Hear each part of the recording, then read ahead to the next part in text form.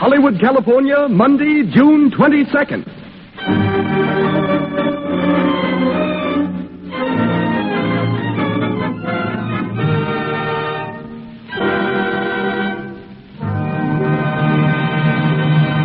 The Lux Radio Theater presents Merle Oberon and Herbert Marshall in The Dark Angel.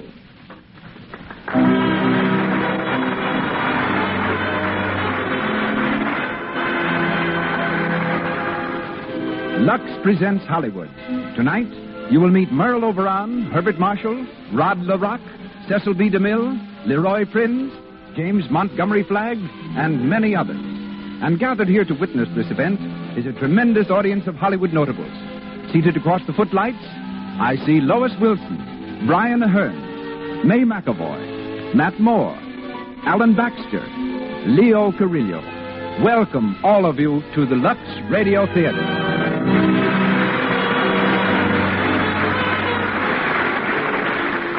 This entertainment is brought to you by the makers of Lux Toilet Soap, the beauty care used by 9 out of 10 Hollywood stars.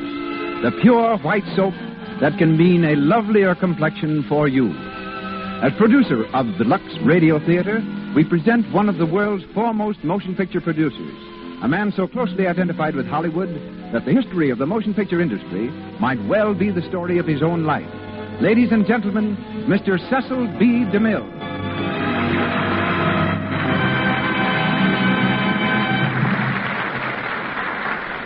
Greetings from Hollywood, ladies and gentlemen.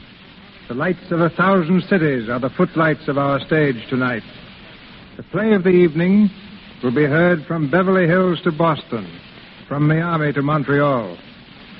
By shortwave, we are even linked with Tasmania, that island in the South Pacific that gave us the lovely star of tonight's production.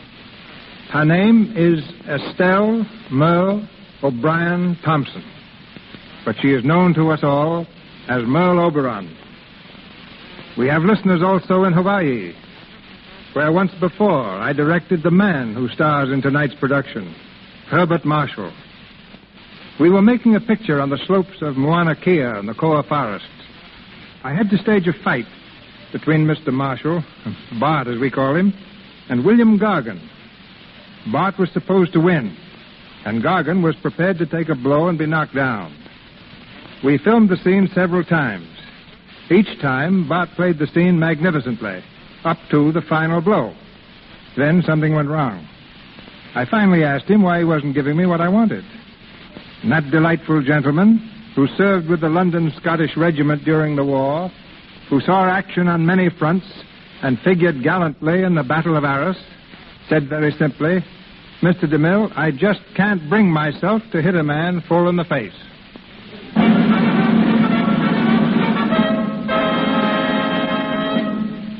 And now it is curtain time. The Lux Radio Theater brings you The Dark Angel with Merle Oberon and Herbert Marshall.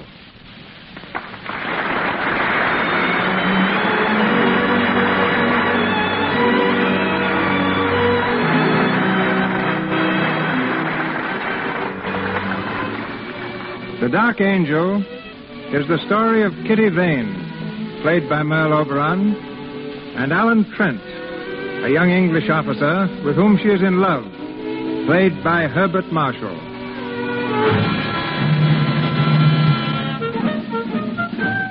August 1915, the first year of the World War, and all Europe is trembling under the impact of the loud guns. Excitement is the keynote of the day. And in a little cottage in the country, Kitty Vane, a charming young English girl, is hurrying off to meet 2 old friends who are coming home on leave. We hear her running down the stairs. Good morning, Granny. Good morning, darling. You're early. A little. Going to have breakfast? I don't think so, Granny. I'll have something at the Shannons with Alan and Gerald. Very well, dear. You're excited, aren't you? Terribly. It's a big day. The biggest ever, Granny. Alan Trent and Gerald Shannon. It seems like yesterday they were just babies. And here they are coming back to us after a whole year of war. Yes. You know, Granny, at first seeing them as soldiers was fun. And I suppose I never really thought they'd be going away. But when they did... Oh, Granny, I'm so glad they're coming home again. I'm afraid it won't be for very long. No, I suppose not. But even a few days are better than nothing. And Alan promised me they'd stay just as long as they possibly could. In these days, we have to make the best of everything. It's been a long year for you, hasn't it, darling? It wouldn't have been so bad if... Oh, Granny, if only I knew. If I were only sure. Of Alan? Yes. Aren't you sure? How can I be? When one loves so hard and for so long, one can never really be sure. And it used to be so easy, Granny. When we were children, I'd just ask him to marry me. But now, it's growing up, Granny. That's what it is. Things aren't so simple anymore. I can't just say, Alan, please marry me, quick. Why not? That's the best way to do it.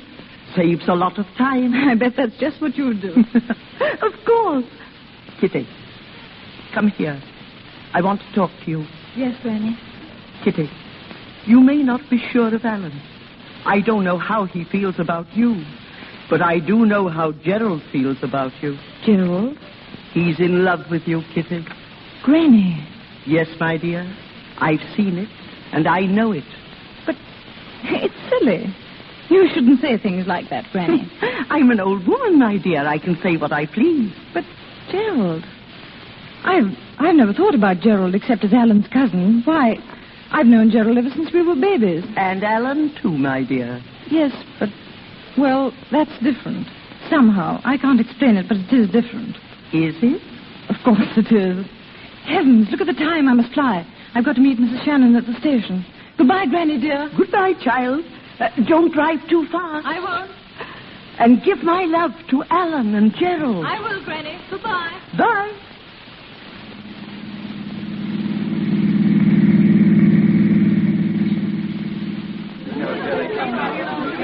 Group train coming in on platform number 3, 20 minutes late. Group train, 20 minutes late, coming in on... I'll be here soon. Tommy will be here soon. Oh, he's first leaving already. When the train comes in, I hope he's well. I hope he's well. Well, Kitty, I just spoke to the station master. Their train's 20 minutes late. 20 entire minutes. After 11 months of waiting, that really isn't so long. And just think they'll be home with us for 10 whole days. Oh, I'm almost afraid to meet them. Do you think they'll be the same, look the same? Oh, I think we'll recognize them. Oh, look! The train is coming! Oh, why doesn't it stop? Aunt Sheila, what if it doesn't stop here? Silly child, it's stopping now. Where are they? Jimmy, Sandy, how do you think they'll find us. Kitty, be patient, Oh, darling. look! Look, there they are! Alan! Gerald! Alan!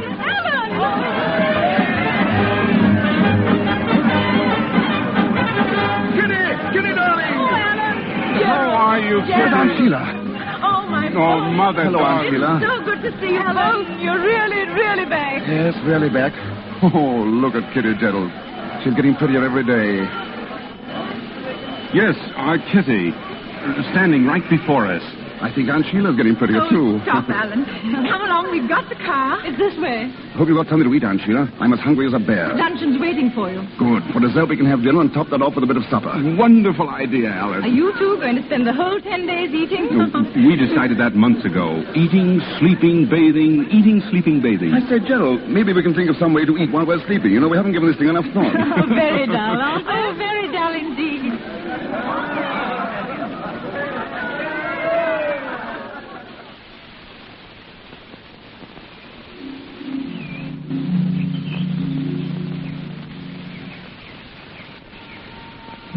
Hey, Kitty, where are you going? Alan, don't you know it's very bad manners to shout out of second-story windows? Well, it's just as bad as shout back.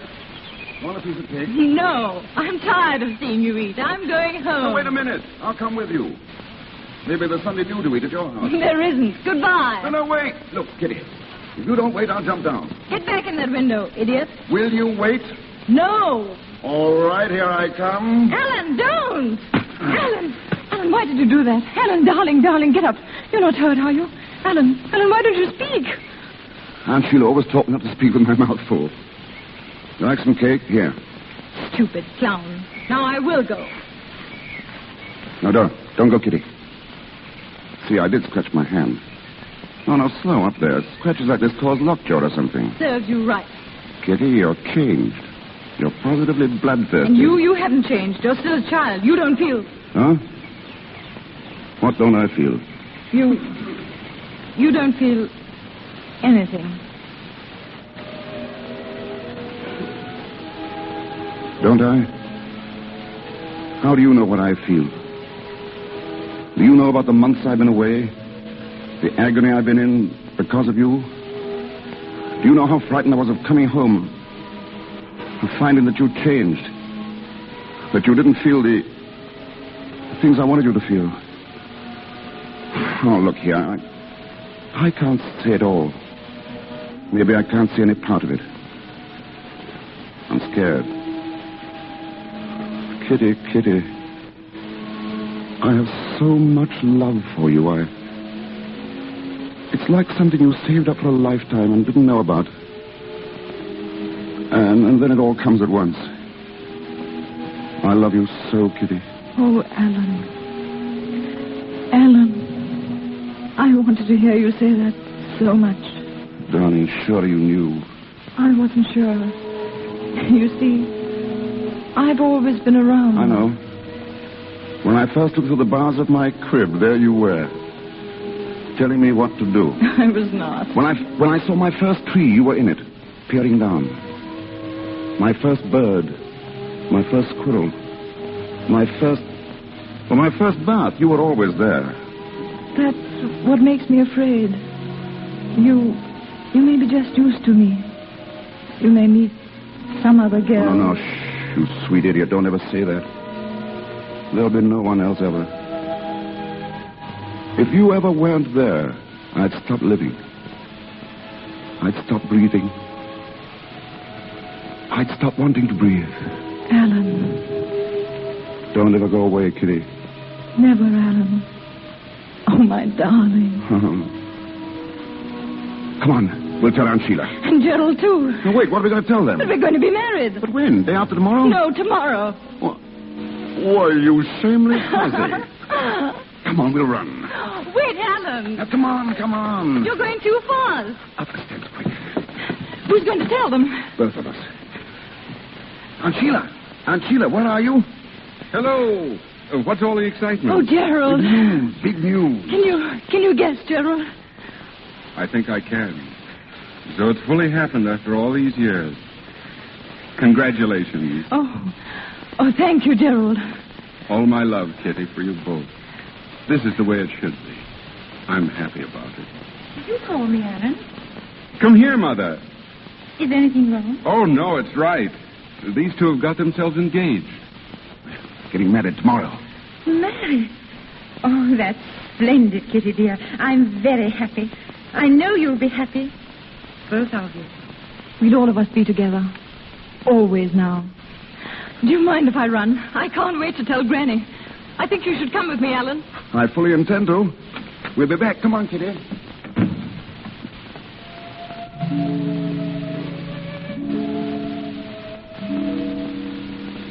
Gerald, you love her too, don't you? Yes, Mother. Oh, darling. It's all right, Mother. This is the way it should be. Gerald, I almost forgot. This message came for you a while ago from the War Office. Well, I do hope... War Office? Let me see it, dear. What is it, Gerald? Gerald. We've got to go back. We're leaving England tomorrow morning. Oh, Gerald, no. Must be a big drive on. All leaves are canceled. Oh, those poor children. They were to be married tomorrow. Yes. I'll have to tell them.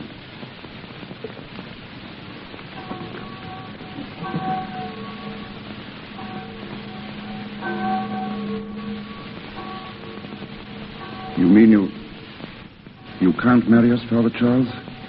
I'm afraid I can't, Alan. But you've known us ever since we were children. There must be some way. The notices for all weddings must be posted first, Kitty. Oh, you know that, my dear. 2 hours ago it might have been possible. It's too late now. Oh, Father. I'm sorry, Kitty. I know how you feel. But try to see that Alan will be back soon, and you'll be married here. We'll arrange it all beforehand. It won't be long. Who knows how long it'll be? Oh, my boy. I'm sorry, Father. Thank you, anyhow. You've been very patient with us. God bless you. and bring you back to this church for the marriage you want. Goodbye, my children.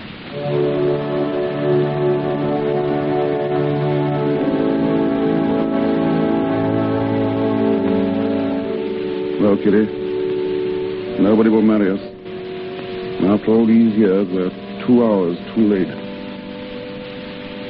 2 hours, Kitty, that would have changed our lives. No, Alan. They're not going to change our lives. Kitty. I marry you, Alan Trent, in front of a church. And I marry you, Kitty Vane, for always. Until the day I die.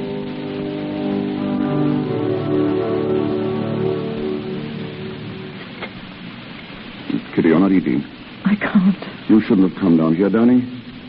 We should have said goodbye at the church. I wanted to be with you, Alan. Right to the last. Is there anything I can do for you, sir? No, thank you. Well, I hope the dinner was good. Quite good. That's right. I always like to see a soldier eat before he's off. I suppose you're one of them as is leaving on the boat tonight, sir. Yes. Well, over the top with the best of luck, say I. What's that? Oh, the guns. You can hear them when the wind's this way. I always tell my husband that those guns make it like living right in the war, so to speak. I always say... Yes, I know, yes, of course.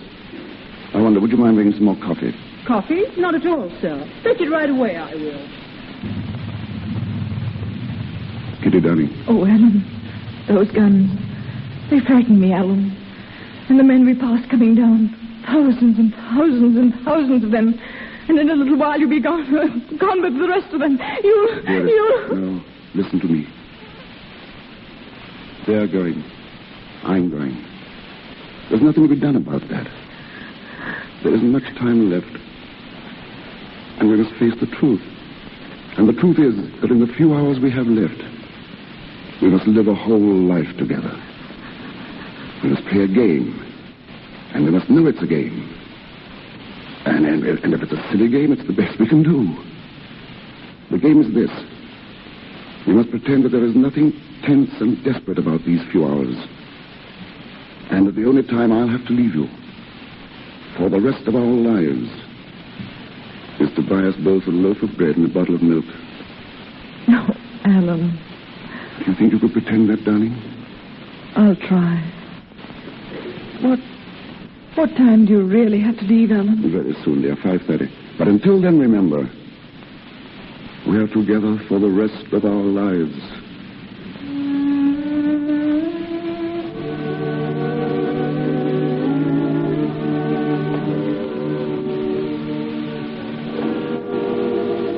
It's time now, darling. So soon? Yes, I've got to leave. Very well, Alan.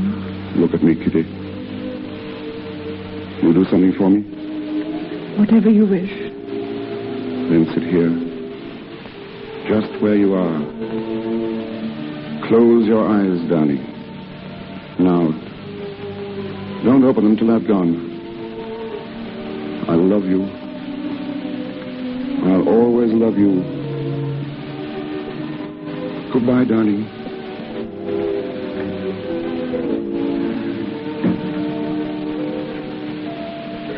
Goodbye, my love. Goodbye.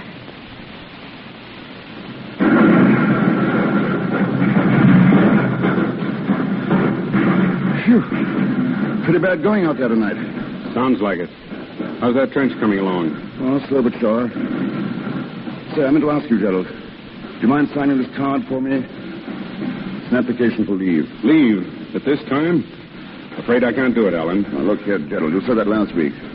I want to go home. I want to see Kitty. I know you do, but I need you here, old man. You could get along without me for 5 or 6 days, couldn't you? Wouldn't lose the war? No, wouldn't win it either. I'd like to let you go, Alan. Well, you could if you wanted to. Alan!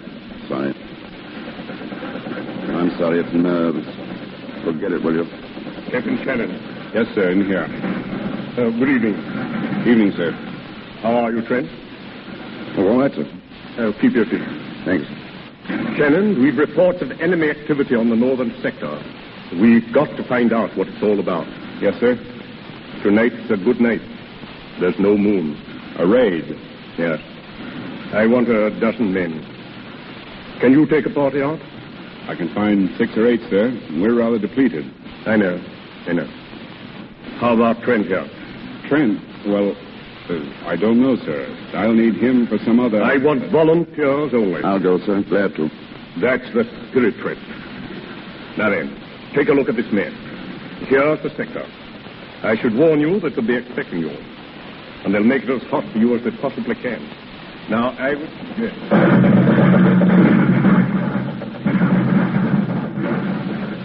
Ready, Alan? Ready. How much time? 30 seconds. Sorry I got you into this, old man. That's all right. Look out! The Colonel said they were expecting us, didn't he? Oh, it won't take long. Over and back in 3 minutes if all goes well. What is it now? 10 seconds. Good luck, Alan. Good luck, Gerald. All set? Anytime you are. 4, 3, 2, 1... Over we go! Come on! Stay down! Down, everyone! Stay down!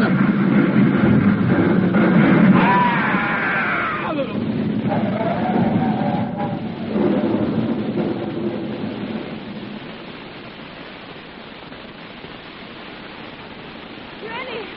Are you asleep, Granny? Kitty, what's the matter? Granny, did you hear something? Only the wind, darling. Why?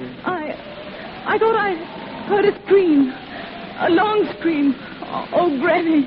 You've been dreaming, child. Yes. I thought I saw Alan with a black cloud hanging low over him. Like a dark angel come down to... Oh. There. Go back to bed, my darling. You'll be all right in the morning.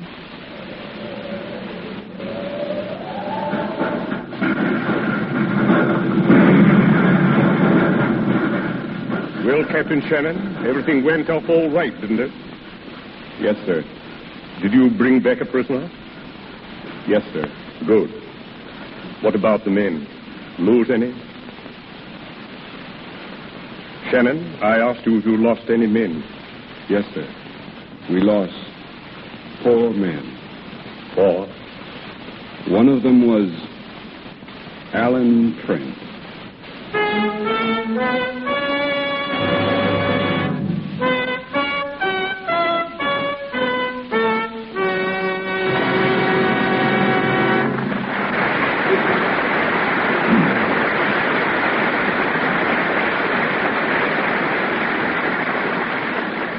You are hearing Merle Oberon and Herbert Marshall in the Lux Radio Theater presentation of The Dark Angel, coming to you direct from Hollywood. We continue with the play in just a few moments. But now let's take a side glance at the screen capital.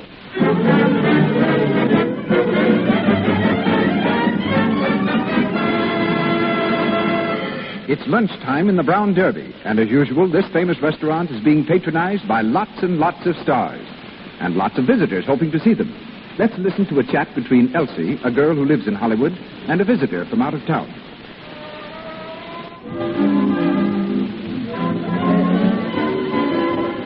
Oh, look, Elsie.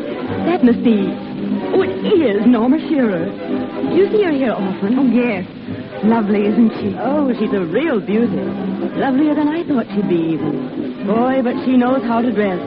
And what skin? Nice skin is something a movie star just has to have, Alice. Oh, there's Joan Blondell over there, the girl in brown. Oh, yes.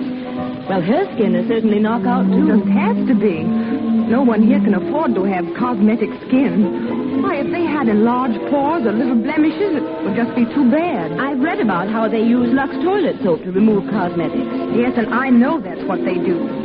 Remember Jane Bangs? Yes. Well, her family's here now, and her brother works in one of the big studios. And he says Lux toilet soap is always in the stars' dressing rooms. Wise women all over the country are protecting their skin the way Hollywood's lovely stars do. Before they put on fresh makeup during the day, always before they go to bed at night, they use Lux toilet soap. This simple, regular care protects the skin, keeps it clear, smooth, good to look at. And once again, Cecil B. DeMille.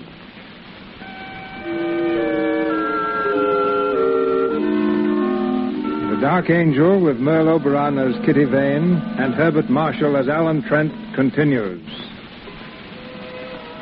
Many months have passed since the night Alan disappeared into the darkness of the battlefield. Gerald, on leave again, has gone directly to Kitty. We find them sitting under a tree in Kitty's garden. It's wonderful to see you again, Gerald. It seems ages since you were home. It's been ages. You're looking well. Oh, I'm fit enough. What about you, Kitty? I? You look tired. Oh, no. No.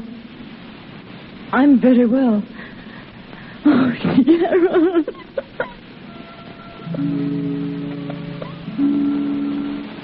Kitty, darling. Don't cry, please. I'm so sorry. What a bad homecoming for you. I wanted it to be different, happier for you. No, it couldn't have been without Alan.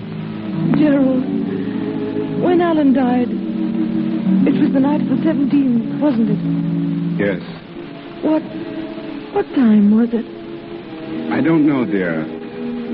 There was an explosion, and I never saw him again. I think it must have been shortly after... Shortly after 11 o'clock. I know. He had wired me he was expecting leave, and then... He wanted leave, Kitty. He wanted to come home to you. And he couldn't get leave?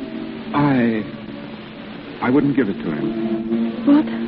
I wouldn't give it to him. I could have, but I didn't. I refused, Kitty. I killed Alan. Gerald, what are you saying? It's my fault. If I'd done what he wanted me to, he'd be alive today. It's my fault, Kitty. I killed Alan.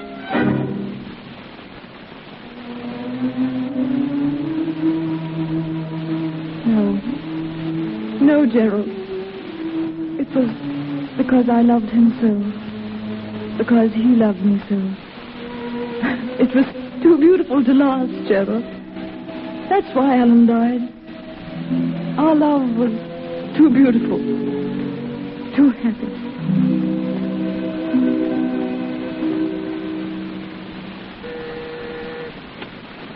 Yes, Doctor? Bring Roger Crane in, please. Yes, sir. Roger Crane? Yes? Dr. Barton would like to see you. Of course. Give me your hand. I'll lead you in. Thank you. There you are. Roger Crane, Dr. Barton. Well, come in, Crane. Thanks. This way, Crane. There's a chair right in front of you. Here, let me help you. Oh, it's all right. I can find it, Doctor. I'm learning to feel my way around quite well now. Fine, fine. Nature takes care of a man, doesn't she, Doctor?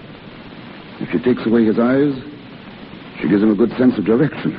Compensation, we call it. You notice the difference between night and day yet? No, not yet.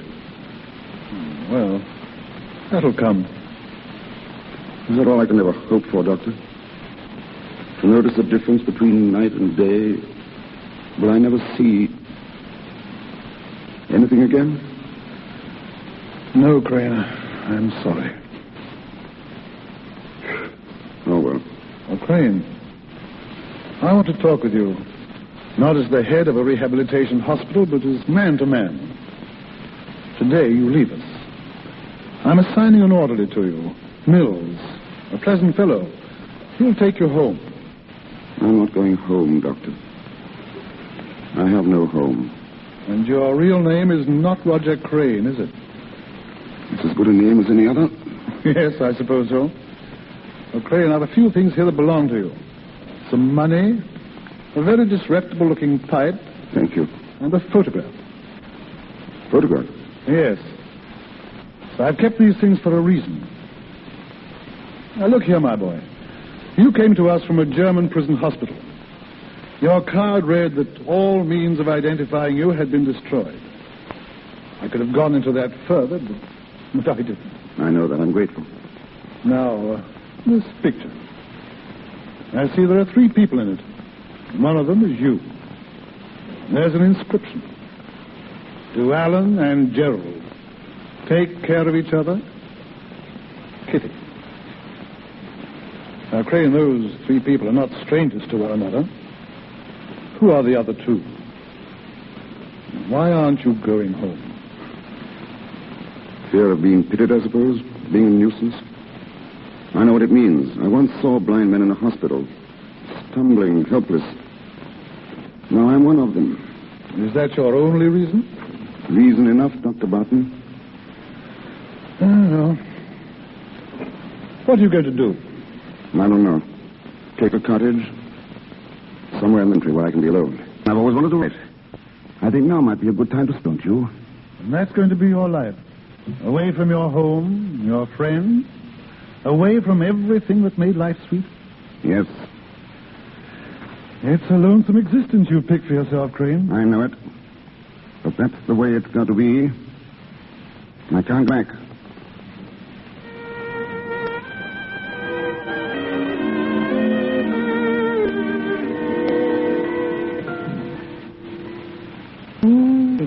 What are you reading, Granny?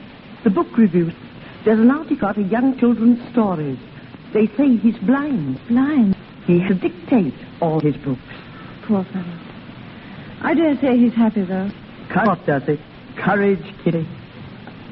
It's too bad we're not all like him. We could if I've tried, Granny. Yes, my child. Hard enough. You're death, Kitty. A deep, dark shadow. You to the sun. Oh, Granny. I'll never forget Alan. Never. I don't ask to forget, Kitty. Ask you to remember. But make your memories pleasant. Happy memories, not... I'll try, Granny. Yes, Martha. Mr. Gerald's at the door, Miss Kitty. He asked if he might see you. Well, dear? Ask him to wait, Martha. I'll be right there. Yes, Kitty. I'm glad you're going to see him. He's been very happy about you lately. Has he?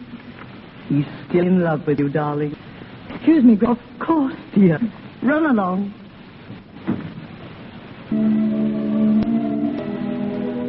Hello, Gerald. Kitty, how are you? All right. It's been a long time since you were here, Gerald. I know. I didn't want to come. Why not? You've been keeping to yourself so much lately. I thought perhaps you'd like to be alone as much as possible. Thank you, Gerald. Shall we sit down out here? How is your mother? Oh, she's very well. She's been worried about you, though. Tell her I'm coming to see her soon, will you? I wish you would, Kitty. The house hasn't been the same without you, really. I was there a lot, wasn't I? We want you there again. I know what it's been for you these last 2 years. It's been agony for me just thinking about you. I'd like to try to make you happy again. Will you let me try, Kitty? Oh, Gerald, you're very sweet to me.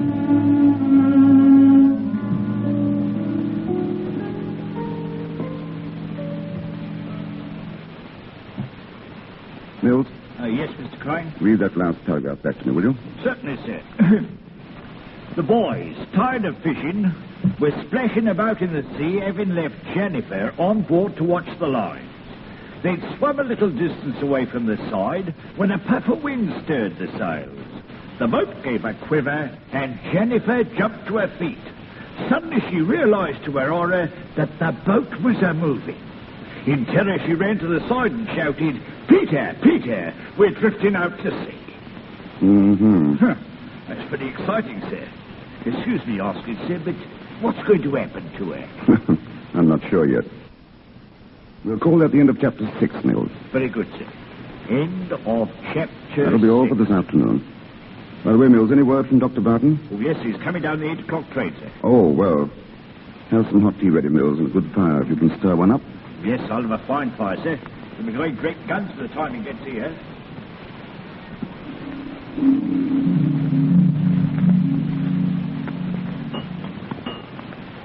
Another cup of tea, Dr. Barton? No, thanks.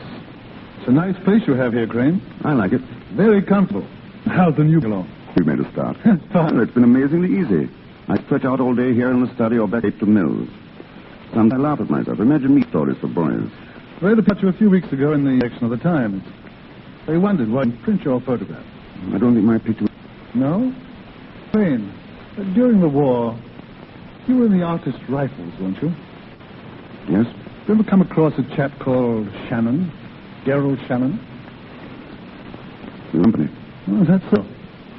Crane, do you remember a photograph of yours I got at the hospital? A photograph of 3... Remember? I think I saw two of those people again. Of their pictures, I mean. Where? In the Sunday Times. I brought it along with me. The caption says they're Gerald Shannon and Kitty Vane. Is that right? Yes, that's right. What's it say about them? It says they're going to be married. Married? Are they? I'm very glad. We used to be quite good friends. They've been very close to each other all their lives. I was hoping this would happen. When is the wedding? June 3rd. They're giving an engagement dance tonight at his home. Oh, that's fine, isn't it? I'm glad.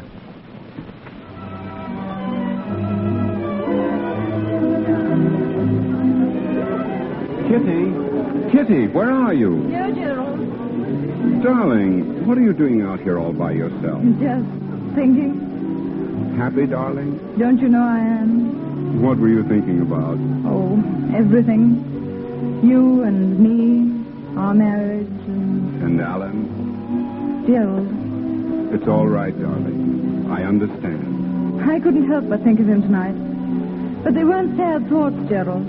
I was just thinking that if Alan could see us, if in some way he knew that I was going to marry you, I think he'd be happy too. My darling.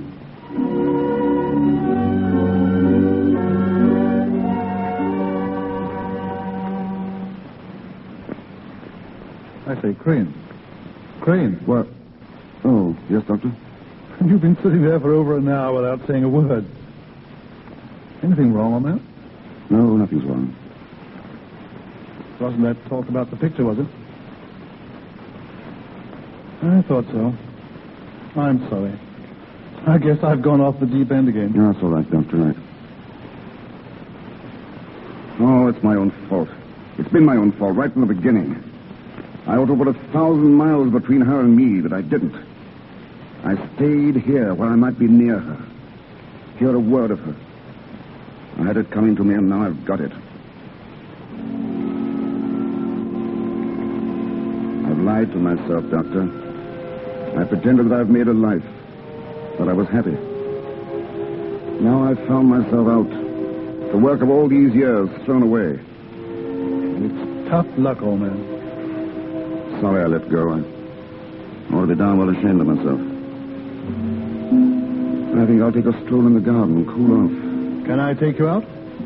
No, I can find my way. I'm used to it now.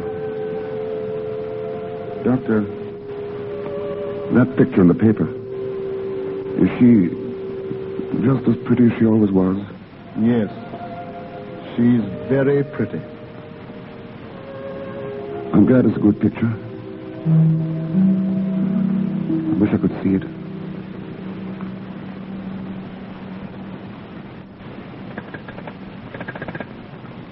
Hello, operator. I want to speak to Mr. Gerald Shannon. No, I don't know his number, but it's near Southwell. Yes, Shannon. Gerald Shannon. Yes, thank you. Gerald, where have you been? I had a telephone call from a Dr. Barton. Barton? I don't remember. Gerald, what's the matter? You look as if you'd seen a ghost. Is anything wrong? I don't know. What do you mean? Gerald, that telephone call, what was it about? Can't you tell me, Gerald? I've got to tell you. It was about Alan. Alan? Alan's alive. Alive? Gerald. Gerald, what are you saying? He can't be alive. He is. I'm going to take you to him now. Oh, Gerald. Gerald. I'm afraid.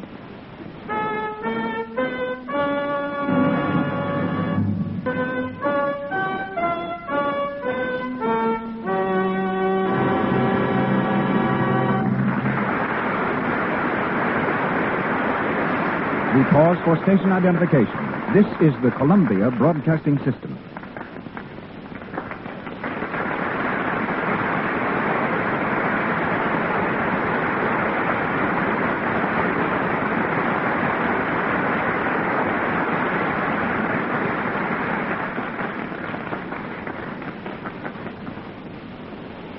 This is Chesterton Radio speaking to you from Hollywood.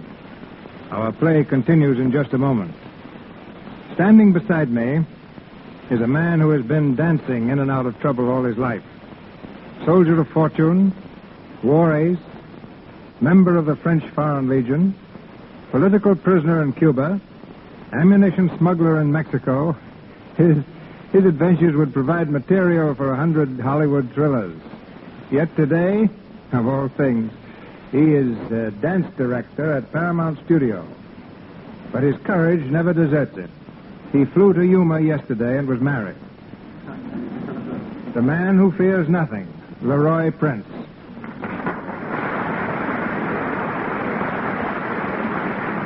You're wrong, C.B. There are two things I am scared of. One is this microphone, and the other is the mill. I don't know why. I've trusted you with some of my oddest odd jobs, including me help make fox hunting scenes. I sure remember that. Every time you got through shooting a scene of the dogs chasing a fox, you made me chase the dogs back home. I'm a dance director, not a dog catcher. And I'm telling you right now, I'm not going to chase any Indians for you in your next picture. The Plainsman. Let Gary Cooper do that. I'm doing bigger things now. Bigger than a DeMille production? You must be starting another revolution. Are you? Well, I might be. I'm picking the 100 most beautiful girls in Hollywood for Paramount's new picture, the big broadcast of 1937. Dancing into trouble again, huh? You said it. Because Hollywood's just jammed full of girls with trim figures and nice complexions. I mention nice complexions not only because this happens to be the Lux Radio Theater, but because good complexions are really important. And, of course, Lux toilet soap is what almost all of these girls with nice complexions use. As a matter of fact, I use it myself. But I guess that's beside the point. But I can tell you why the girls use it. There are so many good dancers that if you want to get anywhere, you've got to stand out from the crowd. And nothing does that for a girl better than a really beautiful skin. And that's why more and more of these kids are using Lux toilet soap. Because the nice-looking girls are the ones that get the breaks. They use their heads as well as Lux, huh? Like your brother Eddie. Yes, and he still has a headache from it. You see, ladies and gentlemen, Mr. DeMille wanted a novelty act for his picture, Madam Satan. I knew my brother could provide it. Eddie's stunt consisted of leaping over a piano, landing gracefully on his head, and rolling up to his feet. We set the scene. Eddie ran, sailed through the air, cleared the piano, and made a perfect landing on his head. Just as we guaranteed. How do you like it, I asked Mr. DeMille. It's all right, said Mr. DeMille, looking steadily at Eddie. Why doesn't he get up? He certainly used his head to get into pictures. So long, Maestro. So long, soldier.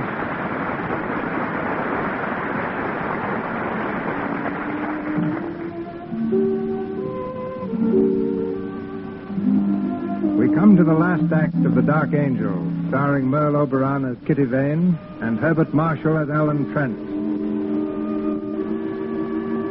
It is 1 hour later. Dr. Barton and Alan stand facing each other across the table in Alan's cottage. The doctor has just told Alan of his telephone call to Gerald. Why did you do it, Barton? Why? I had to, old man. I knew it was right and that it had to be done. Shannon ought to be here soon. I expect you'll want to speak to him alone. Yes, of course. Well, I'll clear out. Did you tell him that I was blind? No. Only that you were here. Is he coming alone? He didn't say. I don't know what this will do to your feeling for me. I hope not too much. Good night, old man. Gerald coming here.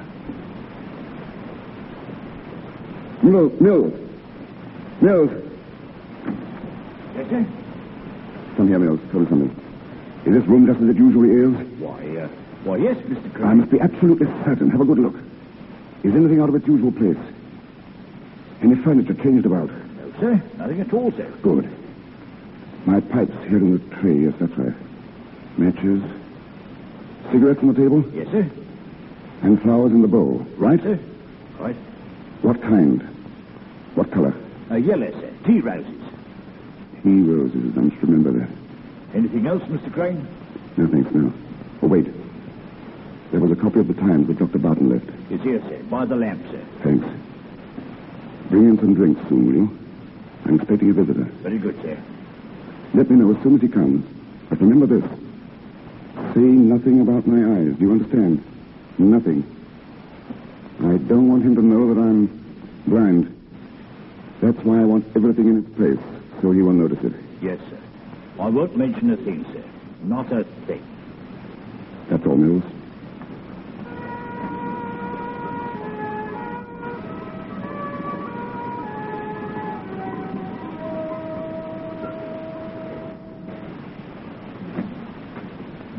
What is it, Mills? They're here, sir. They? Yes, sir. Lady and a gentleman, sir. A lady? Young? Yes. Small, dark, and very pretty, sir. Very pretty. Shall I show him in, sir? Yes. Very well, sir. Mr. Crane's in the sitting room, ma'am. Thank you. Alan. Kitty, how are you? Oh, Alan. Alan, old man. Gerald, it's so good to see you. And Kitty. It's really you. I always knew sometime, somewhere. That we should meet again? Yes, I think I always knew it, too. The three of us. I'm so happy to see you both. Sit down, Kitty. Get a little man. Sit down. You'll have a drink, won't you? Alan, what? The cigarette's right there on the table, Gerald. Alan, what's the matter? Why? What do you mean? You act so queerly. You treat us like strangers. Oh, Kitty. But you must have so much to tell us. Yes, Alan. Well, it's a long story. But I want to hear about you. How's Aunt Sheila? How's everything? I'll keep you here for days telling me. Let's get you a cigarette, Gerald. Matches here, huh? Thanks. I have some. Where have you been, Alan? Where? Well, I've been here. I've become a writer. Remember when we were kids? I was going to be a Shakespeare. Well, I'm not a Shakespeare. I write books for children. I like doing it. I guess I've done fairly well. I use the name Roger Crane. But, Alan, why didn't you let us know? Do you mind if I have a pipe? I'll show you around the garden later. I'm terribly proud of my roses. Just look at these yellow ones in the bowl. Pretty, aren't they? Tea roses. Alan, what's happened to us? Yes, why are you holding us off, Alan? I saw the notice of your engagement in the newspaper. Nice picture, too. My love to you both. I hope you'll be very, very happy. So, that's it. That's why you sit there torturing us, torturing Kitty. For years, you've let us believe you're dead, and well, now we come here after all this time, and you talk of roses. Good Lord, man, you've only to look at Kitty's face to know what you're doing to her. Gerald. Go outside, Gerald. I want to speak with Alan alone. Very well. No, Kitty. wait, Gerald. I I'll no be reason. out in the garden.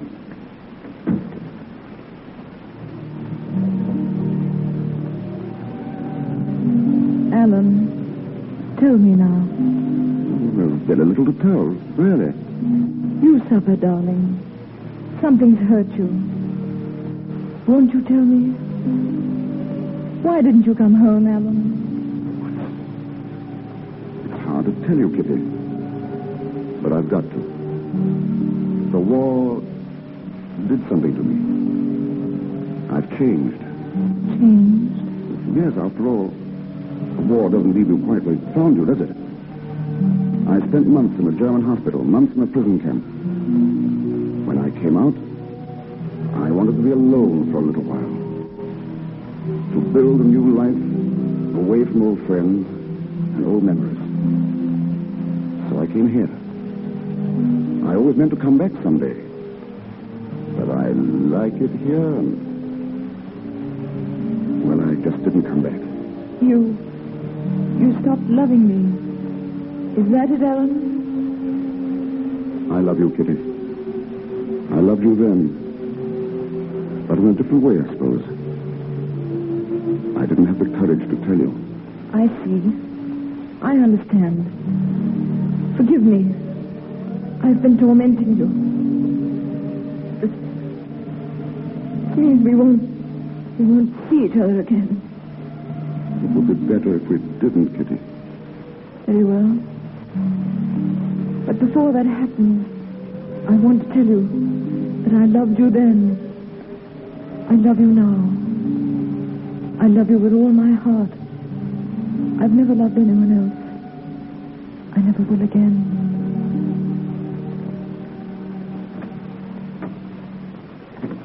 Goodbye, Ellen. Goodbye, Kitty. Oh, Gerald. Did he tell you anything? No. Just that he's changed. Gerald, what's happened to him? What's happened to him? Don't, Kitty. Don't, please. Take me home. Take me home. No. You've got to stay here. No. Yes, dear. You see, I just spoke to the doctor. The one who called me. Well? Go back to Alan, Kitty. He needs you. You love him, don't you? Go back inside and stand in front of him. Don't tell him you're there.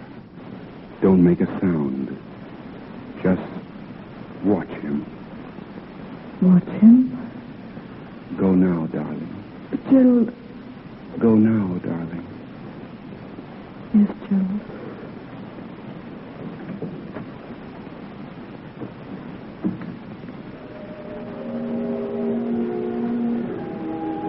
Who's that, Mills? Mills, come here. I was just about to call you. I've been thinking lately of going away. Leaving the country. I have reasons, unfortunately. And I'll have to let you go. I'm sorry, Mills, but... Mills, are you there? Who is it? Who's standing there? Alan. Oh, Alan, my darling.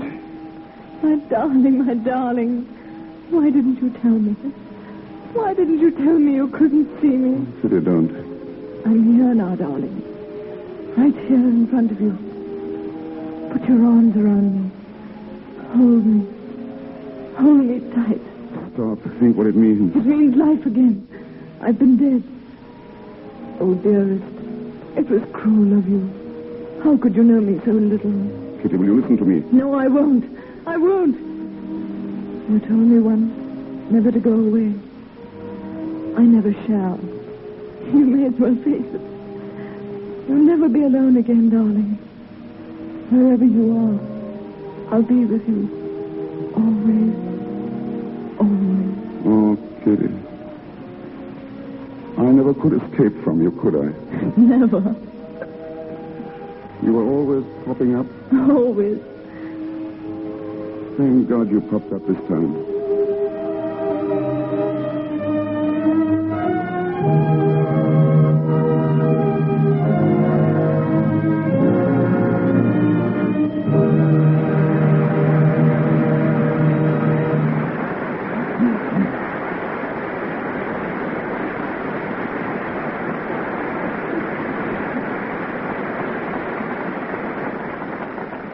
So ends the story of the Dark Angel.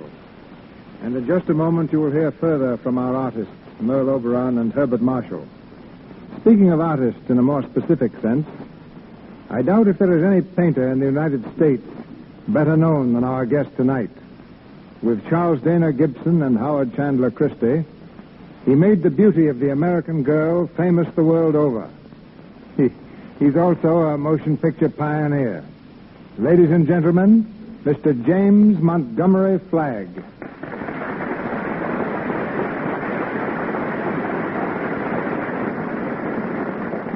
Yes, you may not have noticed it, Mr. DeMille, but I was making two-reelers when you were making your first great spectacle films.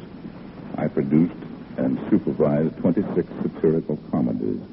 They were builders' comedies because they claimed no one would know what a satire was. They thought it was a gentle goat's legs and horns. I even acted in some of them. I hope your acting was better than my painting. Well, D.W. Griffiths offered me $30 a week to play villains. He's never withdrawn the offer. I made one called Perfectly Fiendish Flanagan. The takeoff on my pal William S. Hart. I played Mr. Fiendish Flanagan, the scourge of the prairies. But this time I came out here from the United States to make a series of 12 portrait drawings of leading stars for photoplay covers. I've already drawn your star tonight, Miss Merle Oberon. I'd seen her in several pictures, but never had the slightest desire to make a portrait of her. There seemed to be a false glamour about her features. But as soon as I met her, I found Miss Oberon beautiful. The same charming, unaffected, real person she portrayed tonight in The Dark Angel. In regard to my drawing these stars, they were invariably charming and gracious, and I fully realized the terrific claims made on their time, their unreal life under the glare of the world's bloodshot eye. My astonishment was great that they could still be unaffected and simple in their manner. My hat, if I wore one, is off to them and to your Lux Theater. Good night. Before Mr. DeMille comes back with Miss Oberon and Mr. Marshall, I'd like to mention the names of some of those beautiful stars Mr. Flagg came here to draw. You know them all. Ginger Rogers, Carol Lombard, Joan Crawford, Jean Arthur, Betty Davis, Claudette Colbert, Jean Harlow. It's a list of the screen's most famous beauties. We're proud to say that every one of those stars I mentioned uses Lux toilet soap. That goes for tonight's lovely star, too. Next time you see Merle Oberon on the screen, notice her flawless complexion. Remember, it's Lux toilet soap that keeps it smooth. And here's Mr. DeMille. And now we present Merle Oberon and Herbert Marshall as themselves. As Mr. Flagg has said, Miss Oberon is the same sincere, delightful person that she portrayed in The Dark Angel. And Herbert Marshall, who played the soldier, did in real life serve with distinction in the war. In fact, the very name, Herbert, means bright warrior. Merle Oberon, Herbert Marshall.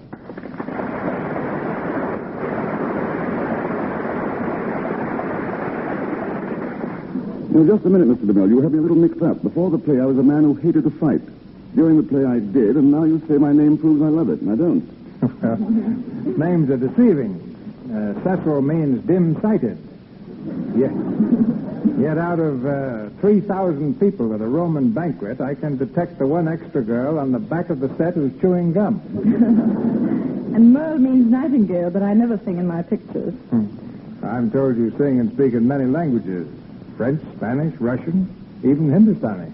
That's from living years in India, Mr. DeMille. It was there that I first saw the picture of The Dark Angel. It was a silent version with Ronald Colman and Vilma Banky.